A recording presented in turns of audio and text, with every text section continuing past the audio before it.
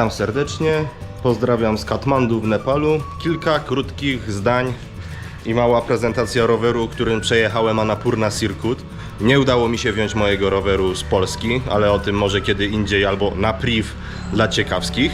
Więc wypożyczyłem chiński, i to dosłownie totalnie chiński rower, który z markowych zespołów ma tylko tylną przerzutkę Shimano Dore, a cała reszta to jest jakiś kosmos, którego Europa jeszcze nie widziała.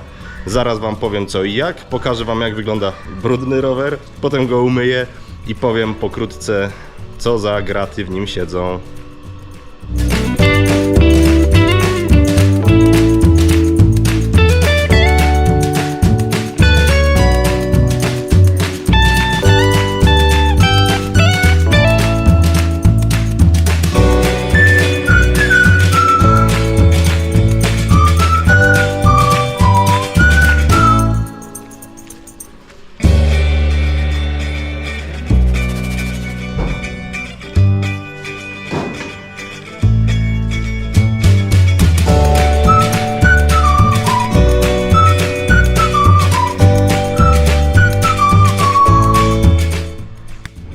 Rower z grubsza umyty, teraz musi podeschnąć, ale w międzyczasie pokażę wam co jest grane. Na pierwszy rzut amortyzator wygląda ładnie, Trinks, Partner i tu się zaczynają jaja, ponieważ amortyzator ma tylko komorę powietrzną, która najprościej rzecz mówiąc im więcej napompujesz, tym bardziej amortyzator utwardzisz. I ma blokadę. I to właściwie tyle. Nie ma najważniejszej po mojemu rzeczy, zwłaszcza w górskich wyprawach, czyli regulacji tłumienia.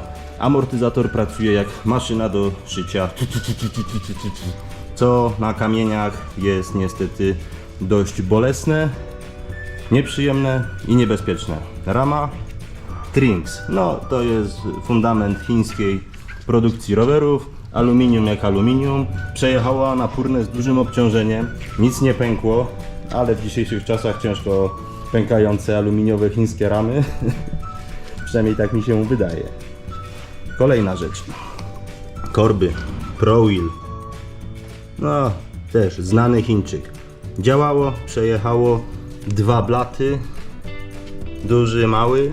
Generalnie nie ma o co się przyczepić. Technologia taka troszeczkę skopiowana od Shimano Halotech 2.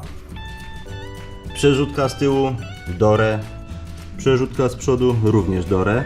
Z tyłu kaseta 10-rzędowa i tu jest jak gdyby problem, ale to jest, nazwijmy to, do rozwiązania, bo kasetę można zawsze wymienić.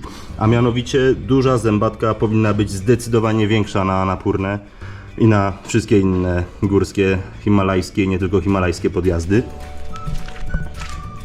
Tutaj rodzynek, piasta, Novatek na maszynowych łożyskach, to samo z przodu, co jest na plus przy takim rowerze, piasty się nie rozklekotały. Oczywiście Novatek jest chińską albo tajwańską produkcją, podejrzewam, że to zależy.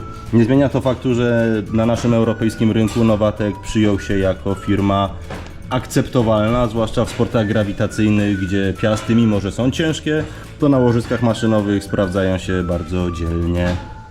I co więcej, hamulce. Najniższy model Shimano, niestety pięta achillesowa tego roweru, klamki hamulcowe jak z jakiegoś czołgu.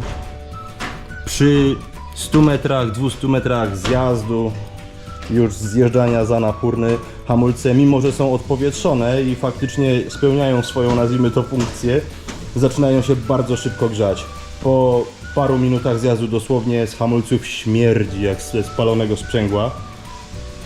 No i z tym się trzeba pogodzić. Klocków wbrew pozorom dużo nie zeżarło. I tyle. Manetki również Dore, opony jakieś Chińczyki CST. Co by tu jeszcze powiedzieć? Generalnie, jeżeli planujesz ściągać do Nepalu swój rower za naście tysięcy złotych, to uważam, że może nie mieć to sensu. Rower wypożyczysz w Katmandu za jakieś 16-20 dolarów za dzień. Jest to dość dużo. Przyznam szczerze, że byłem w kilku wypożyczalniach i ten właśnie Chińczyk, którego wypożyczyłem, był najlepszym stosunkiem ceny do jakości. Za 20-22 dolary mogłem mieć Gianta takiego ładnego trailowego, tylko że był po prostu rozklekotany. Mimo że rower dwuletni, to wyglądał jakby przejechał całe Himalaje wzdłuż i wszerz w 10 lat.